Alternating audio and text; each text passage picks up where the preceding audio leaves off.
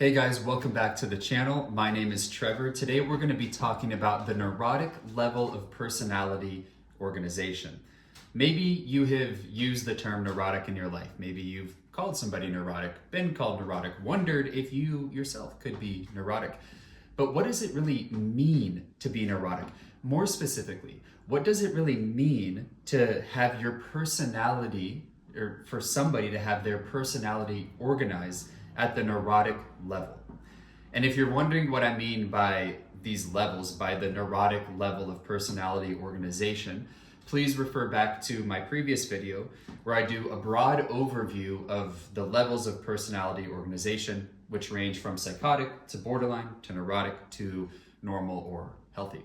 Today, anyway, we're talking about the neurotic one, and in subsequent videos, we'll talk about psychotic, borderline, and normal or healthy level of personality organization.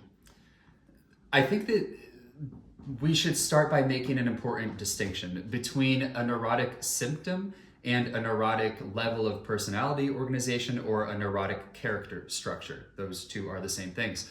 Somebody organized at the neurotic level of personality, they might be characterized as having neurotic patterns in many areas of their life, whereas somebody who's experiencing a neurotic symptom is dealing with a one-off neurosis in a specific area. So a neurotic symptom is something that is sort of siphoned off from everything else. It usually arises in a moment of particularly high stress or anxiety or overwhelm, whereas a neurotic character structure is something that is more all-pervasive, that has been with somebody throughout all of their life, and which can be seen in many areas of their life, in many areas of their thinking and behaving and relationship patterns. And there's something else that I want to emphasize here before we get into the nuts and bolts of what it means to be organized at the neurotic level of personality. And that is that neurotic character, an adequately neurotic character, is a developmental achievement. We're certainly not born that way. And in order to get there, we have to successfully navigate what would otherwise have us stuck in a psychotic or in a borderline realm of personality organization. So to get here to the neurotic is a developmental achievement.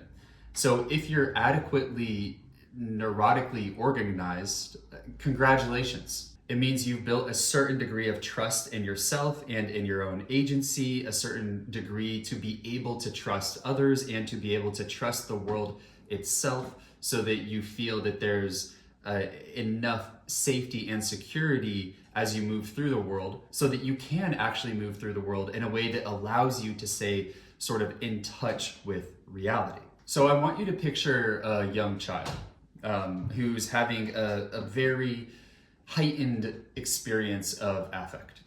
And this young child, if they're in an adequate holding environment, supportive environment, they're going to have parents who are going to help them process the intensity of this emotional affect, of this emotional overwhelm.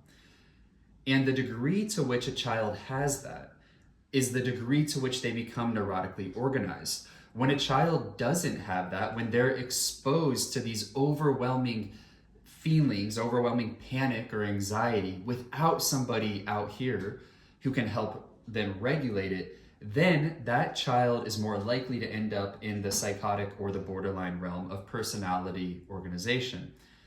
Those realms are defined by more primitive defenses, such as splitting or denial or projection or extreme dissociation. But here in the neurotic realm, somebody is able to actually repress, which is a mature second order defense. They're able to repress the overwhelming or threatening aspects of their emotional experience without completely needing to distort reality in order to feel okay.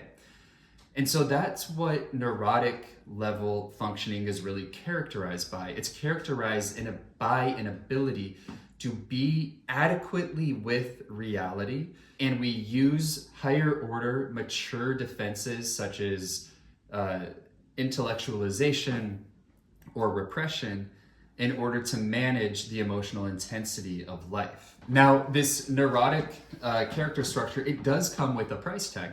Carl Jung famously said that neurosis is a substitute for legitimate suffering. And what he was speaking to here is that a neurotically organized person is good at using repression and whatnot to avoid the full-on onslaught of their emotional intensity. In order to avoid that type of suffering, they end up dedicating an enormous amount of energy to the avoidance of that emotional intensity or emotional suffering. And that is where we see the price tag of the neurotic character structure. We see defenses that are too rigid and too compulsive, too all or nothing, too black or white, too reoccurring. Now let's get into what a typical neurotic conflict is. A succinct way of understanding the neurotic level of personality organization is to imagine somebody who continues to run into conflicts between what they want and then internal obstacles that are self-imposed actually to attaining what it is that they want. And they know that these conflicts are of their own making.